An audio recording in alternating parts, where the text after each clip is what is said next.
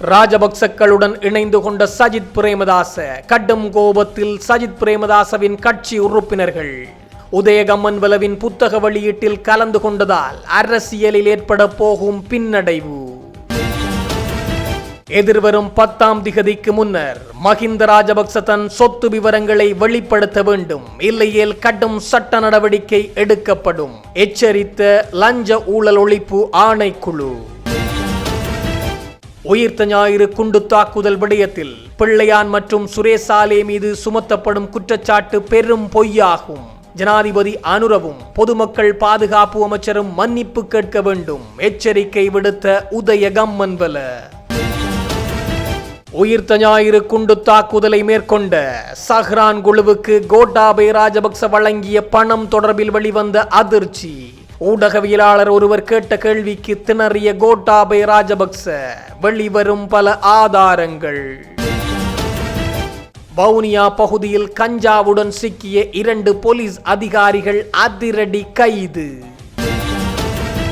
யாழில் 3 ஏ சித்திகளை பெற்று பெரும் சாதனை படைத்த மாணவன் மரணம். ஊழல் குற்றச்சாட்டு தொடர்பில் முன்னாள் ஜனாதிபதி மஹிந்த ராஜபக்ச மற்றும் அவருடைய குடும்பத்தின் சொத்து விவரங்கள் மற்றும் கடன் விவரங்கள் தொடர்பில் வெளிப்படுத்துமாறு லஞ்ச ஊழல் ஒழிப்பு ஆணைக்குழு அறிவுறுத்தல் ஒன்றை வழங்கியுள்ளது. அதற்கமைய 2010 முதல் 2015 வரையான காலப்பகுதிக்குரிய சொத்துக்கள் மற்றும் பொறுப்புகள் தொடர்பான விவரங்களை சத்திய கடதாசி மூலம் சமர்ப்பிக்குமாறு கோரப்பட்டுள்ளது. எதிர்வரும் ஏப்ரல் 10ஆம் திகதிக்கு முன்னர் இந்த சொத்து விவர பிரகடனத்தை சமர்ப்பிக்க வேண்டும் எனவும் ஆணைக்குழு அறிவுறுத்தியுள்ளது.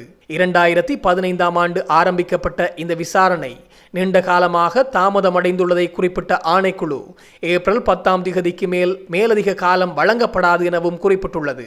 மஹிந்த ராஜபக்சவை தவிர ஏனைய பல முக்கிய அரசியல்வாதிகளுக்கும் கடந்த 3ஆம் திகதி இவ்வாறான அறிவித்தல்கள் பிறப்பிக்கப்பட்டுள்ளன. அவர்கள் 12 நாட்களுக்குள் தமது சொத்து விவரங்களை சமர்ப்பிக்க வேண்டும். புதிய ஊழல் எதிர்ப்பு சட்டத்தின் கீழ் வழங்கப்பட்டுள்ள அதிகாரங்களை பயன்படுத்தி இந்த அறிவித்தல்கள் விடுக்கப்பட்டுள்ளன. குறித்த காலப்பகுதிக்குள் விவரங்களை வழங்க தவறும் பட்சத்தில் அவர்களுக்கு எதிராக சட்ட நடவடிக்கை எடுக்கப்படும் எனவும் லஞ்ச ஊழல் ஒழிப்பு ஆணைக்குழு எச்சரிக்கை விடுத்துள்ளது. தற்போது நடைபெற்று வரும் பல்வேறு ஊழல் விசாரணைகளுடன் தொடர்புடைய தகவல்களை பெற்றுக்கொள்ளும் நோக்கில் இந்த நடவடிக்கை முன்னெடுக்கப்பட்டுள்ளது.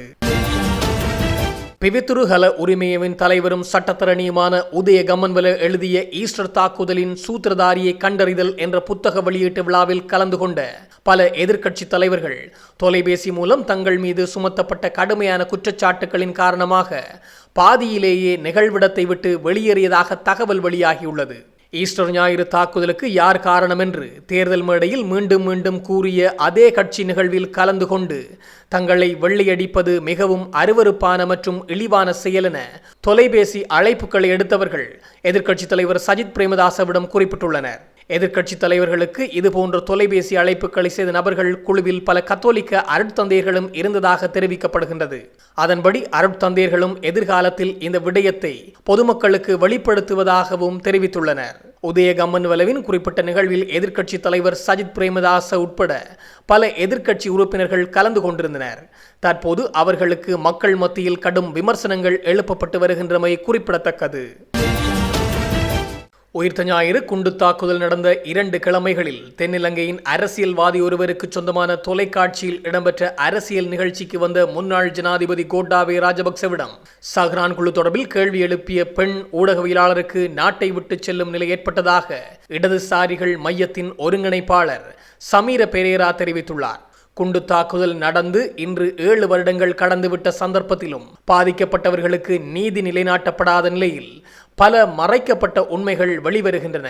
தாக்குதல் நடந்து மரணித்தவர்களின் உடல்கள் அடக்கம் செய்யப்பட்டு அதன் சூடு தணிவதற்குள் நடந்த குறித்த அரசியல் கலந்துரையாடலில் பேசிக் கொண்டிருந்த கோட்டாபய ராஜபக்சவிடம் சஹ்ரான் குழுவினருக்கும் பௌத்த பிக்குகளுக்கும் பாதுகாப்பு அமைச்சின் வங்கி கணக்கிலிருந்து பணம் அனுப்பப்பட்டுள்ளதாக பேசப்படுகிறதே, அது உண்மையா என்று கேள்வி கேட்கப்பட்டது. திடீரென மாறிய முகத்துடன் கடிந்து கொண்ட கோட்டாபய ராஜபக்ச தடித்த குரலில் ஆம் என்று பதிலளித்துள்ளார். அவர்களிடமிருந்து தகவல்களை, அதாவது பாதுகாப்பு மற்றும் புலனாய்வு தகவல்களை பெற்றுக்கொள்வதற்காகவே அப்படி செய்தோம் எனவும் தெரிவித்துள்ளார். பின்னர் அவரின் கோபம் உச்சம் தொட்ட நிலையில் இவ்வாறான கலந்துரையாடல்களில் இப்படியான கேள்விகள் கேட்க வேண்டாம் என ஏசிக்கொண்டே போக குறித்த பெண் ஊடகவியலாளர் தட்டு தடுமாறி பேச்சை மாற்றிக்கொண்டு சென்றார். அதன் பின்னர் அவர் நாட்டிலேயே இருக்கவில்லை. அத்தோடு அந்த தொலைக்காட்சி கோட்டாபய உட்பட ராஜபக்சகளுக்கு சார்பாக செயற்பட்ட நிறுவனமாகும். அவ்வாறிருந்தும் ஊடகவியலாளர் ஆஸ்திரேலியா சென்று விட்டார். அண்மையில் இலங்கைக்கு வந்துள்ளார். இந்த காலகட்டத்தில் அந்த ஊடகவியலாளர் தொடர்பிலும் பல கேள்விகள் எழுப்பப்படுகின்றது என்று அவர் குறிப்பிட்டுள்ளார்.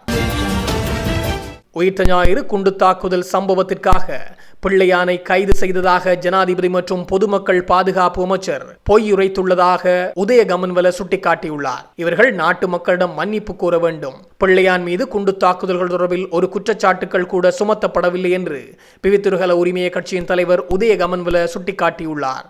கொழும்பில் நேற்று இடம்பெற்ற ஊடக சந்திப்பின் போதே அவர் இந்த விடயத்தை தெரிவித்துள்ளார். உயிர்த்த ஞாயிறு குண்டு தாக்குதல்கள் சம்பவம் தொடர்பில் நான் வெளியிட்ட புத்தகத்தை அடிப்படையாக கொண்டு ஒரு தரப்பில் போலியான கையடக்க ஆவணத்தை தயாரித்து பரிமாற்றம் செய்கிறார்கள்.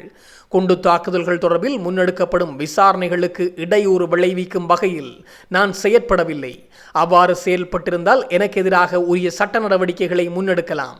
உயிர்த்த ஞாயிறு குண்டு தாக்குதல் சம்பவத்திற்காக பிள்ளையான் கைது செய்யப்பட்டதாகவும் அவர் பல விடயங்களை வெளிப்படுத்தியதாகவும் ஜனாதிபதி உட்பட பொதுமக்கள் பாதுகாப்பு அமைச்சர் ஆகியோர் பொய் உரைத்துள்ளனர். பயங்கரவாத தடை சட்டத்தின் கீழ் கைது செய்யப்பட்டு தடுப்பு காவலில் வைக்கப்பட்டிருந்த பிள்ளையான் கடந்த 2ஆம் திகதி கல்கிசை நீதிமன்றத்தில் ஆஜர்படுத்தப்பட்டார். பிள்ளையான் தொடர்பில் நீதிமன்றத்திற்கு சமர்ப்பிக்கப்பட்ட அறிக்கையில் உயிர்த்த ஞாயிறு குண்டு தாக்குதல்கள் பற்றி எதுவும் குறிப்பிடப்படவில்லை. கிழக்கு பல்கலைக்கழகத்தின் முன்னாள் துணைவேந்தர் காணாமலாக்கப்பட்ட விவகாரம் தொடர்பில் குற்றப்புலனாய்வு திணைக்களத்தின் அதிகாரிகள் நீதிமன்றத்திற்கு விடயங்களை குறிப்பிட்டிருந்தனர். உயிர்த்த ஞாயிறு குண்டு தாக்குதல் சம்பவத்திற்காக பிள்ளையானை கைது செய்துள்ளோம் என்று குறிப்பிட்ட பொய்க்கு ஜனாதிபதி உட்பட பொதுமக்கள் பாதுகாப்பு அமைச்சர் மக்களிடம் மன்னிப்பு கோர வேண்டும் எனவும் உதயகமன்வல சுட்டிக்காட்டியுள்ளார். உயிர்த்த ஞாயிறு பயங்கரவாத தாக்குதலின் சூத்திரதாரி என்ற பெயரில் ஒரு மாயை தோற்றுவித்து அதனூடாக தேசத்தை பாதுகாத்த இராணுவ வீரர்களை அரசியல்வாதிகளையும் வேட்டையாடும் நடவடிக்கையை அனுர அரசாங்கம் உடனடியாக நிறுத்த வேண்டுமென புதிய மக்கள் முன்னணியின் தலைவர் சுயஸ்வர பண்டார தெரிவித்துள்ளார். இரத்தினபுரி மாவட்டத்தில் இடம்பெற்ற மேஜர் ஜெனரல் சுரேஷ் சாலை உள்ளிட்ட பாதுகாப்பு தரப்பினரை பாதுகாப்பதற்கான கையெழுத்து சேகரிக்கும் நிகழ்வில் ஊடகங்களுக்கு கருத்து தெரிவித்த போதே அவர் மேற்கண்டவாறு தெரிவித்துள்ளார். உயிர்த்த ஞாயிறு தாக்குதலுக்கு சூத்திரதாரியை கண்டுபிடிப்போம் என்ற வாக்குறுதியை வழங்கியே அனுர அரசாங்கம் ஆட்சிக்கு வந்தது. ஆனால் சூத்திரதாரி என்பது ஒரு கட்டுக்கதை என்பதை ஜேவிபி தலைவர்கள் நன்கு அறிவார்கள். கர்தினால் உள்ளிட்ட கத்தோலிக்க சமூகத்திற்கு திருப்தியை உண்டாக்க தற்போது சினிமா பாணியிலான பழிவாங்கல்கள் நடத்தப்பட்டு வருகின்றது என்றும் குறிப்பிட்டுள்ளார். மட்டக்களப்பு சியோன் தேவாலய தாக்குதலுக்கு பிள்ளையான் தொடர்பு பட்டிருப்பதாக ஜனாதிபதி கூறுகிறார். ஆனால் ஒரு வருட காலம் சிறையில் வைக்கப்பட்டிருந்த பிள்ளையானுக்கு எதிராக நீதிமன்றத்திலோ அல்லது பாராளுமன்றத்திலோ முன்வைக்கப்பட்ட விடயங்களில் தாக்குதல் தொடர்பாக எந்த ஒரு நேரடி சாட்சியும் இல்லை. கோட்டாபய ராஜபக்சவை இதனுடன் தொடர்புபடுத்துவதற்கு பிள்ளையான் வாயால் எதையாவது சொல்ல வைக்க வேண்டும் என்பதே அவர்களுடைய நோக்கம். தற்போது இலங்கையை பாதுகாத்த மேஜர் ஜெனரல் சுரேஷ் சாலே இலக்கு வைக்கப்பட்டுள்ளார். கட்டுவாப்பட்டிய தேவாலயம் இருந்த இடத்தை அவரே காட்டிக் கொடுத்தார் என்று அப்பட்டமான பொய். தாக்குதல் நடந்த போது அவர் இந்தியாவிலும் அதற்கு ஒரு வருடத்திற்கு முன்னர் அவர் மலேசியாவிலும் இருந்தார் என அவர் தெரிவித்துள்ளார். அமெரிக்க FBI அறிக்கை, ஜனாதிபதி ஆணைக்குழு அறிக்கைகள் மற்றும் சர்வதேச புலனாய்வு தகவல்கள் அனைத்தும் சஹ்ரான் இதற்கு சூத்திரதாரி என்பதை உறுதிப்படுத்தியுள்ளன. நிலைமை இவ்வாறிருக்க ரவி செனிவிரத்ன மற்றும் சானி அபேசகரவின் காய் நகர்த்திலேயே சுரேஷ் சாலே உள்ளிட்ட குழுவினர் கைது செய்யப்பட்டுள்ளதாகவும் அவர் சுட்டிக்காட்டியுள்ளார். எனவே இதனை ஏற்றுக்கொள்ள முடியாதென்றும் நாட்டை பாதுகாத்த இராணுவ வீரர்களையும் நாட்டை உருவாக்கிய அரசியல்வாதிகளையும் நாம் காப்பாற்றியே தீர வேண்டும் எனவும் அவர் குறிப்பிட்டுள்ளார். 2025ஆம் ஆண்டு உயர்தர பரீட்சையில் கணித பிரிவில் 3A சித்தியை அடைந்த யாழ்ப்பாணம் இந்து கல்லூரி மாணவன் சுகையினம் காரணமாக மரணமடைந்துள்ளதாக தெரிவிக்கப்பட்டுள்ளது. இணுவில் பிரதேசத்தைச் சேர்ந்த குறித்த மாணவன் உயர்தர பரீட்சையில் கணித பிரிவில் 3A சித்திகளை பெற்ற லவன் அக்சயன் எனும் மாணவரே இவ்வாறு உடல்நலக் குறைவால் உயிரிழந்துள்ளார். அண்மையில் வெளியான 2025ஆம் ஆண்டுக்கான கல்வி பொதுத்தராதர உயர்தர பரீட்சையில் 3A சித்திகளை பெற்றிருந்தார். யாழ்ப்பாணம் இந்து கல்லூரியில் இருந்து தோற்றிய கணித பிரிவில் 3A சித்திகளை பெற்று யாழ் மாவட்டத்தில் 24வது இடம் பிடித்து சாதித்துள்ளார். இந்த நிலையில் மாணவனின் மரணம் பாடசாலை சமூகத்தை பெரும் துயரத்தில் ஆழ்த்தியுள்ளமை குறிப்பிடத்தக்கது. வவுனியாவில் கஞ்சாவுடன் 2 காவல்துறை உத்தியோகத்தர்கள் கைது செய்யப்பட்டுள்ளதாக இரட்டை பெரியகுளம் காவல்துறையினர் தெரிவித்துள்ளனர். காவல்துறையினருக்கு கிடைத்த இரகசிய தகவலின் அடிப்படையில் குறித்த சந்தேக நபர்கள் விற்பனைக்காக கஞ்சாவினை கொண்டு சென்ற போதே காவல்துறையினரால் கைது செய்யப்பட்டுள்ளனர். அதன் பின்னர் சந்தேக நபர்களிடமிருந்து 1 கிலோகிராம் 9700 கிராம் கஞ்சா கைப்பற்றப்பட்டுள்ளதாகவும் தெரிவிக்கப்பட்டுள்ளது. இவ்வாறு கைது செய்யப்பட்ட இருவரும் சாய்ந்த மருது மற்றும் மஸ்கெலிய பகுதிகளைச் சேர்ந்தவர்கள் என விசாரணைகளில் தெரிய வந்துள்ளது. கைது செய்யப்பட்ட 2 சந்தேக நபர்களையும் நேற்றைய தினம் நீதிமன்றத்தில் முன்னிலைப்படுத்தியுள்ளதாகவும் தெரிவிக்கப்பட்டுள்ளது.